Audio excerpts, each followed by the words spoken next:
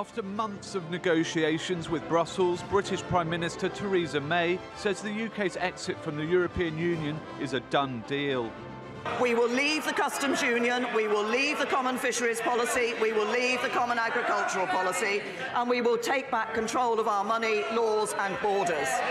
We will deliver Brexit, and the United Kingdom is leaving the European Union on the 29th of March 2019. May's hoping to rally support from her cabinet and other lawmakers, but the opposition say this isn't what people voted for.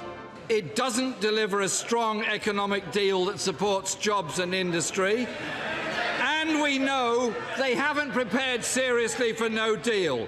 So does the Prime Minister still intend to put a false choice to Parliament between her botched deal or no deal? And analysts say there are still plenty of hurdles before the UK can part ways with the EU. Labour very much has its views firmly on another election. Other people have their views firmly on another referendum, and then there's those that think that no deal is much better than what Theresa May is offering. So there's plenty of challenges that lie ahead, and that's going to continue to be factored into the markets. I don't think no deal's gone away by any stretch of the imagination.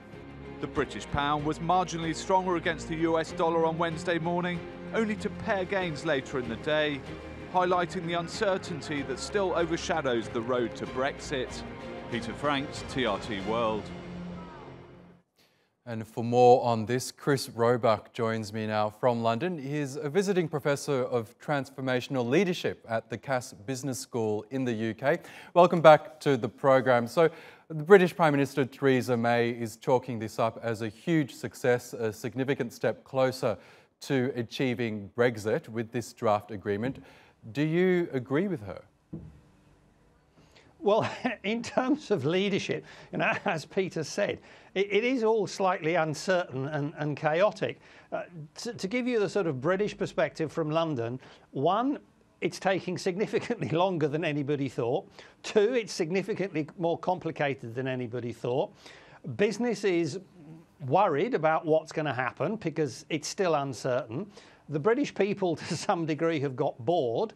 The ones that have realised that it might have a negative impact now probably want to stay, hence the calls for a second referendum.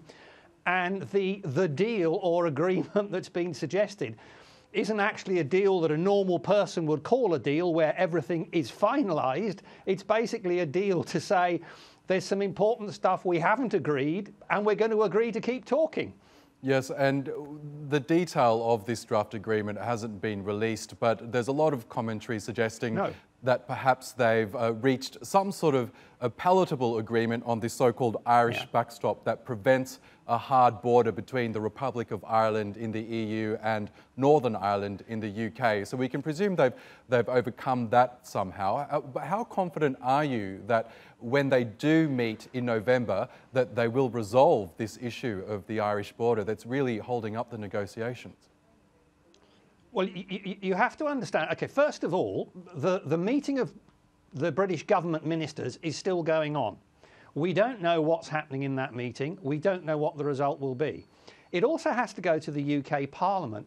And Theresa May, the UK Prime Minister's problem is that she has a very narrow majority in Parliament, and that majority requires the support of the Unionist Party of Northern Ireland, who do not want any possibility that Northern Ireland could in any way become disconnected administratively or legally from the mainland.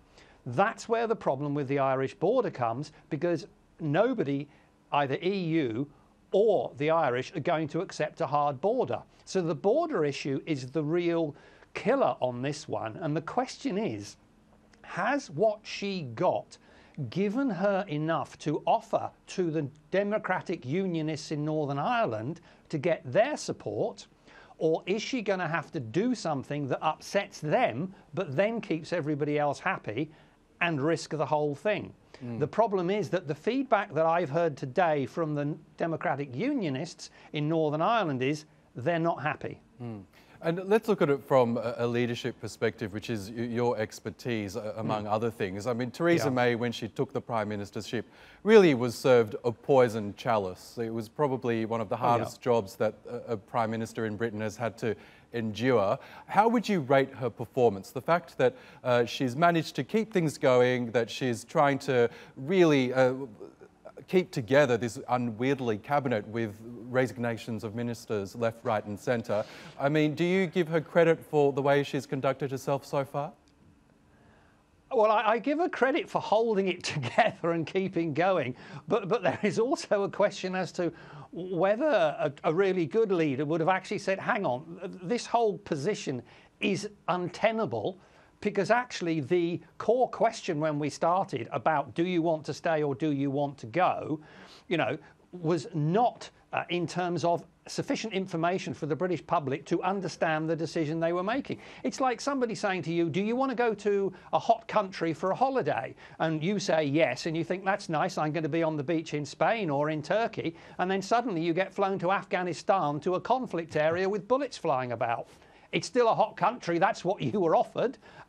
So I think the problem is, you know, you could say actually, I mean, basically this is an attempted political fudge to meet the needs of the Conservative Party and other groups over and above, to some degree, the importance of British business and the reality of the situation.